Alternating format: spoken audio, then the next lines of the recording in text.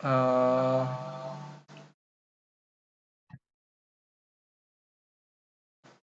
Oke, baiklah.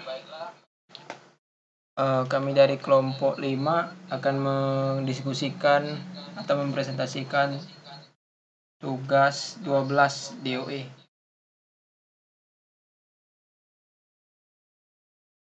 Sebelumnya, Assalamualaikum warahmatullahi wabarakatuh. Waalaikumsalam warahmatullahi wabarakatuh.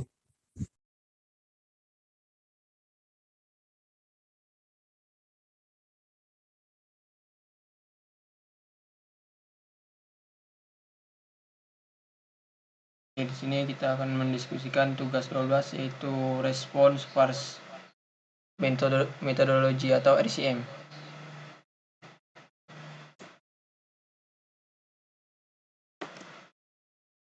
Oke, kami dari kelompok 8 yaitu dari saya sendiri Irfan Renaldi, NPM 1901 0032, Abdul Ghani 1901 0040, Saiful Armi 1901 0059, Andri Agustino 1901 0001, Briantinus Paparotti 2001 3052.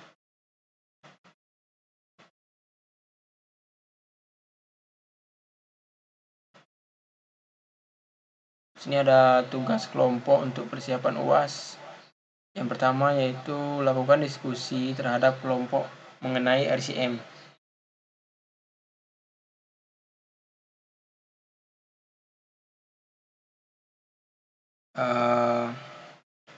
Yang kedua yaitu gunakan salah satu soal hitungan pada buku reference bab 11 Respon Sparse Method and Design sebagai bahan tambahan diskusi.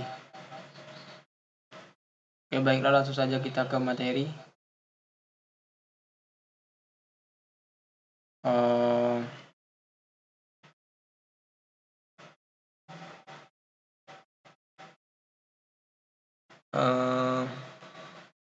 Yang akan dibacakan oleh rekan saya yaitu Abdul Ghani.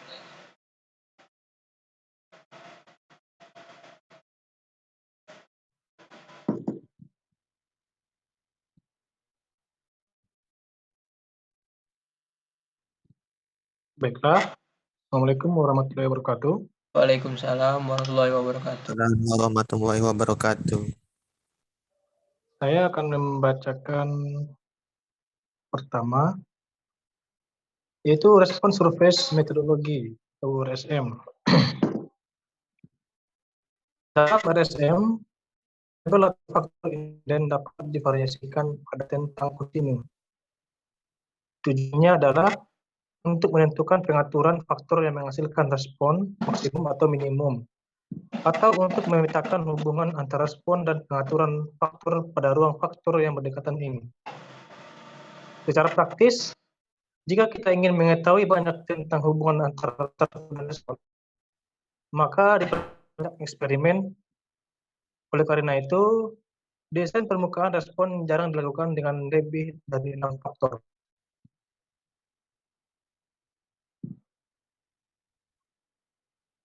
RSM biasanya digunakan pada tahap terakhir eksperimen.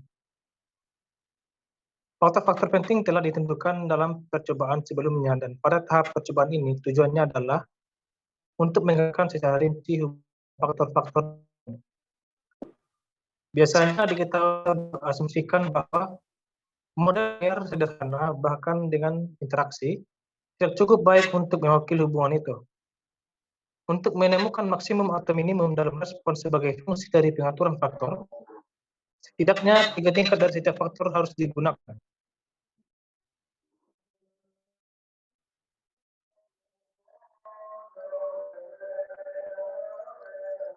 RSM umumnya mengacu pada paket dan alat analisis yang digunakan untuk 3 langkah berikut. Yang pertama, merancang mengumpulkan data agar sesuai dengan persamaan untuk mendekati antara faktor dan respon. Yang kedua, analisis regresi yang menggambarkan. Yang ketiga, pemeriksaan hubungan pasti melalui teknik grafik dan menggunakan numerik. Bisa kita lihat gambarnya di samping.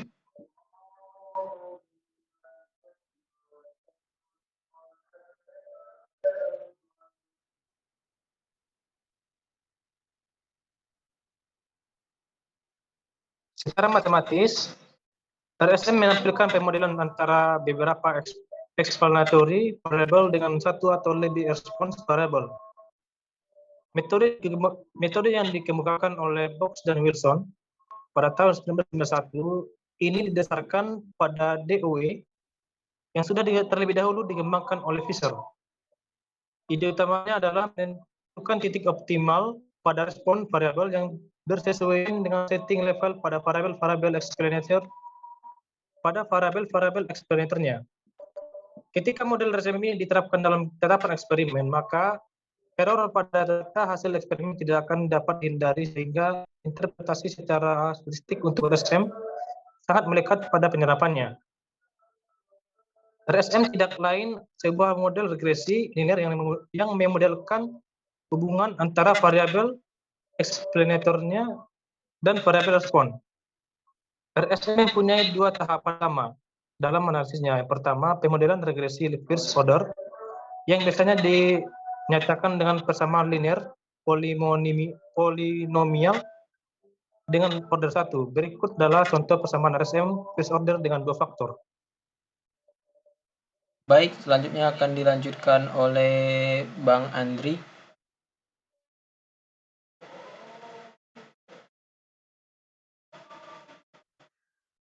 Baiklah, saya akan melanjutkan, yaitu di mana XI adalah faktor yang diteliti dalam eksperimen atau disebut juga sebagai variabel explanatory, dan Y adalah variabel respon. Desain eksperimen yang sesuai dengan persamaan 1 adalah faktorial sebagai DOE. Namun dengan menyertakan center point di antara level-level faktornya. Berikut adalah contoh desain yang digunakan untuk eksperimen yang digunakan untuk persamaan 1 yang diambil dari Montgomery.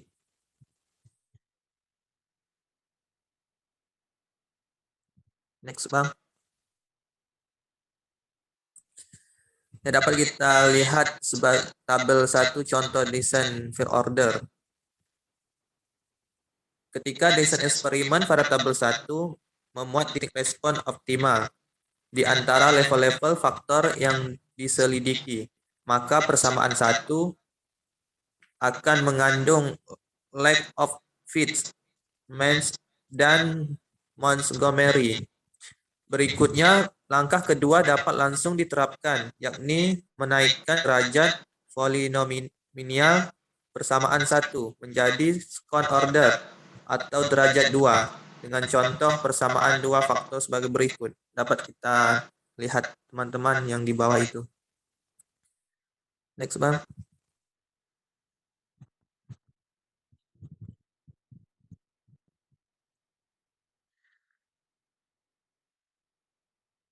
Berikutnya, Gwendolinus for designing experiments.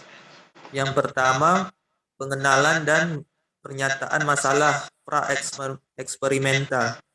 Yang kedua, pemilihan variabel respon. Yang ketiga, pilihan faktor, level, dan jangkauan. Yang keempat, pilihan desain eksperimental. 5, melakukan percobaan. Keenam, analisis statistik data. Dan terakhir, kesimpulan dan rekomendasi. Dapat kita lihat yang sebelah kanan.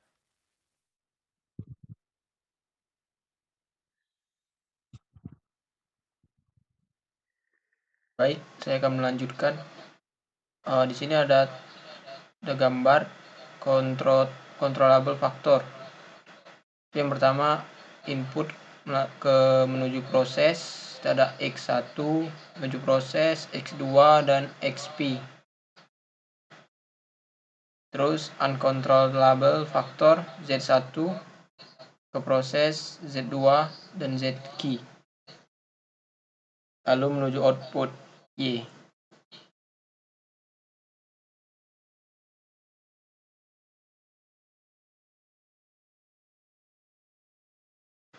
Di sini kami dari kelompok 8 mendapatkan soal pada bab 11 yaitu 11.14.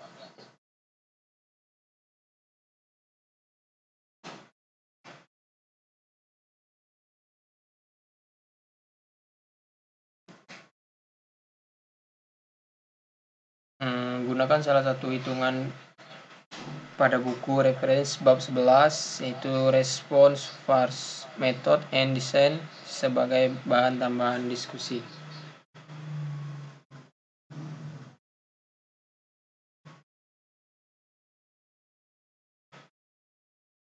Ini ada soal 11.14.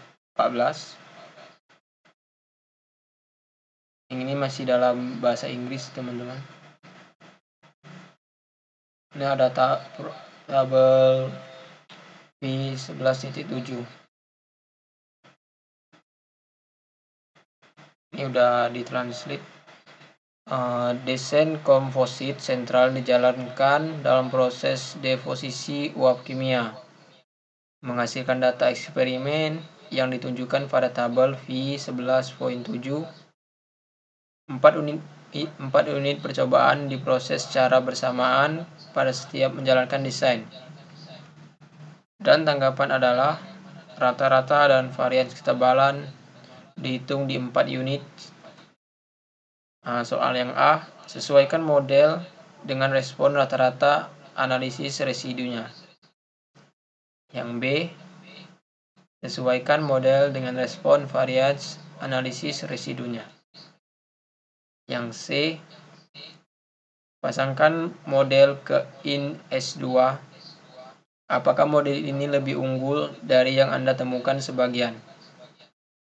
D, misalkan Anda ingin ketebalan rata-rata berada dalam interval 450 plus min 25. Temukan satu set kondisi operasi yang mencapai tujuan ini dan secara bersamaan meminimalkan varians. E, diskusi aspek minimalisasi varians dari sebagian. D, sudahkah Anda meminimalkan total varian proses? Ada tabel V11.7 the CCD for problem 11.14. Ini ada X1 min 1 min 1 1,414 minus 1,414 sini ada 0 0 0 0. Untuk X2 minus 1 minus 1 1 1 sini ada 0 0 1,414 minus 1,414 sini ada 0 dan Y 360,6 445,2 412,1 61,7 518,4 411,0 497,4 497,6 397,6 530,6 495,4 510,2 487,3.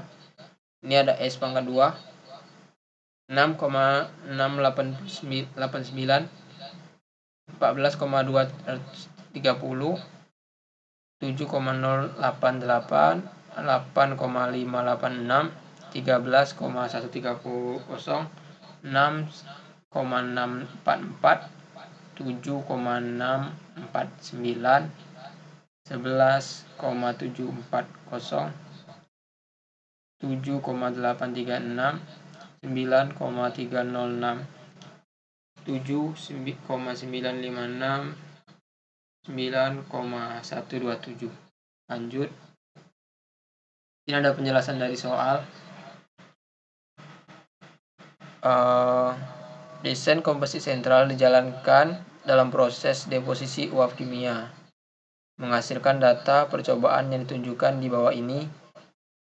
4 unit percobaan diproses secara bersamaan pada setiap rounds of design. Dan tanggapan adalah rata-rata dan varian ketebalan dihitung 4 unit dari tabel tadi.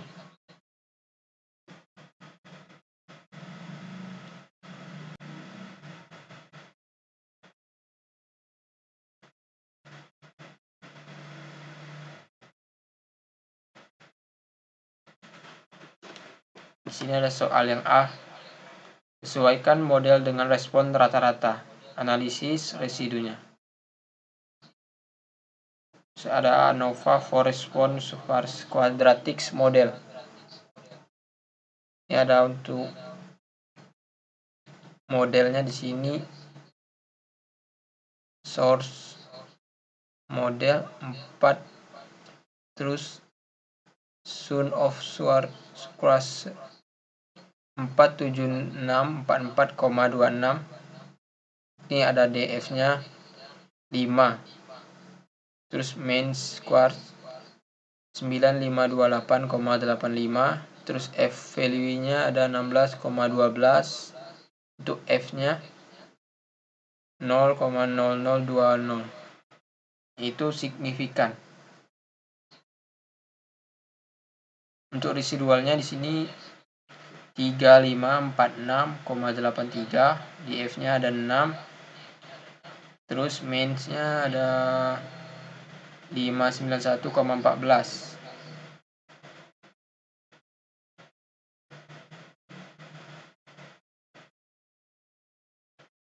Ini ada error, for error berarti ini non signifikan.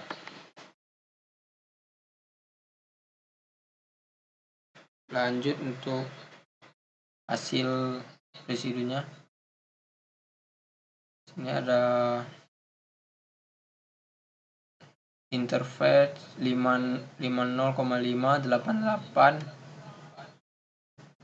505,88. Terus ada di F-nya ada 1. Standar errornya 12,16. 95% CI low 476,13. Terus 95% untuk CI high 535,62. Terus ada ini final equation in term of code factor. Ini ada plus 26,25 A kali B. Ini ada final equation in term of actual factor plus 26,25000 X1 X2.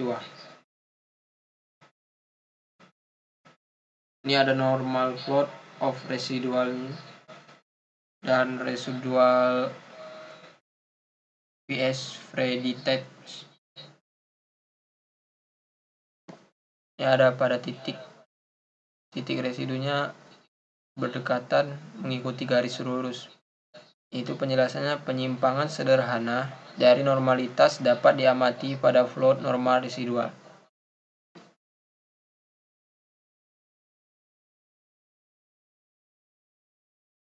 Soal yang B, sesuaikan model dengan respon variat, analisislah residunya.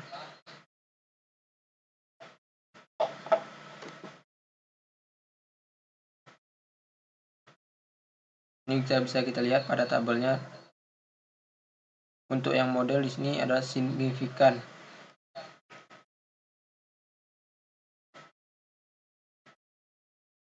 (65,80). Untuk di F-nya 3, sini means-nya 21,93. F value-nya ada 35,86 dan F 0,0001. Untuk residualnya di sini non signifikan.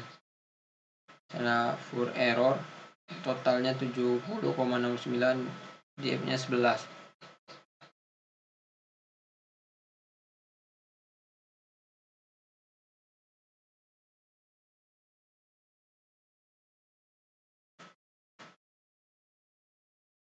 faktor AB di sini koefisiennya minus 1,51, 1 standar error 0,39. Untuk CI low-nya minus 2,41, high minus 0,61.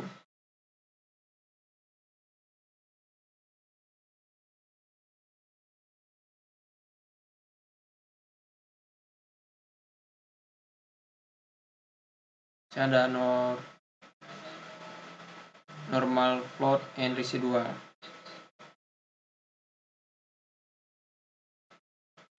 Terus residual vs predicted.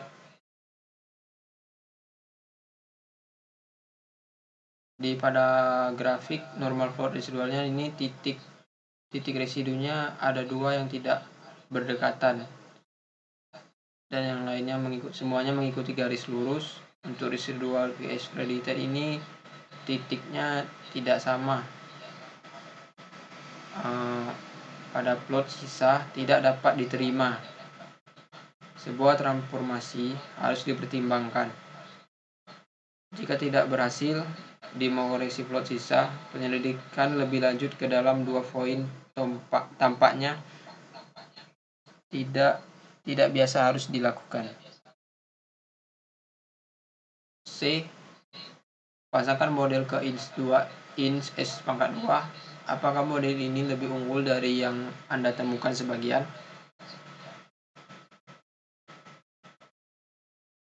Model ini termasuk signifikan.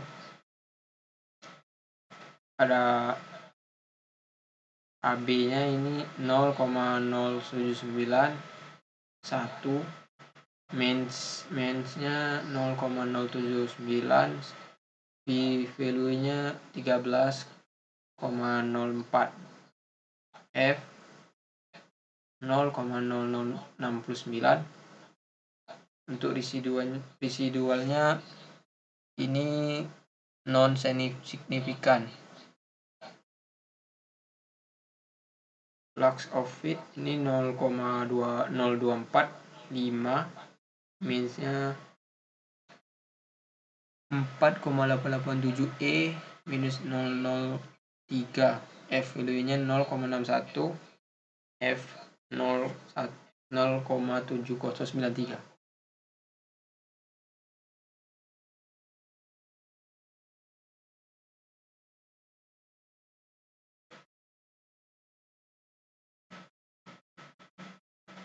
Untuk AB ini minus 0,14, 1, dan standar error 0,039. Untuk CI low ini ada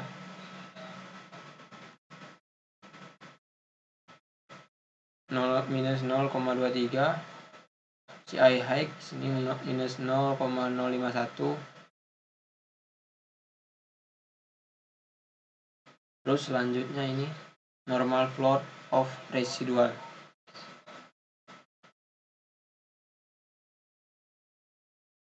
Ini untuk grafik residual vs predicted. Penjelasannya ini float residual jauh lebih baik setelah transformasi log alam. Namun keduanya tetap berjalan tampaknya agak tidak biasa dan harus diselidiki lebih lanjut. Mereka akan disimpan dalam analisis.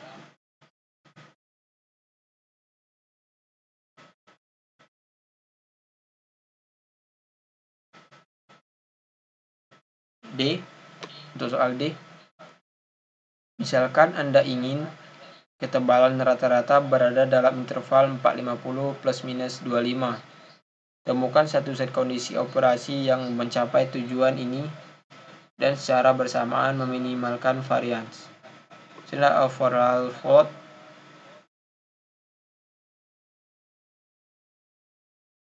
kita pada tabel ini atau grafik ini. Float contour menggambarkan dua model, sementara float overlay mengidentifikasikan wilayah yang dapat diterima untuk proses.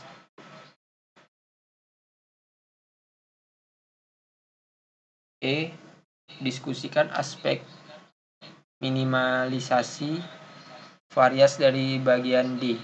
Sudahkah Anda meminimalkan total varian proses? Varias dalam range telah diminimalkan, namun variasi run-to-runs belum diminimalkan dalam analisis. Ini mungkin bukan kondisi operasi yang paling kuat untuk proses tersebut.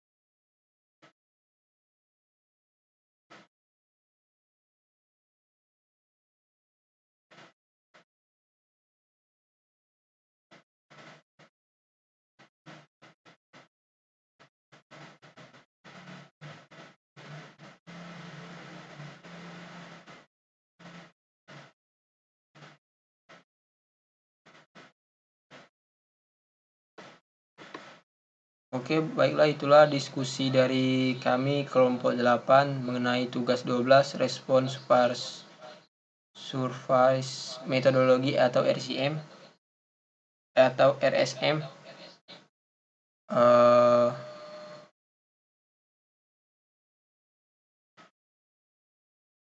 Lebih dan kurang kami mohon maaf.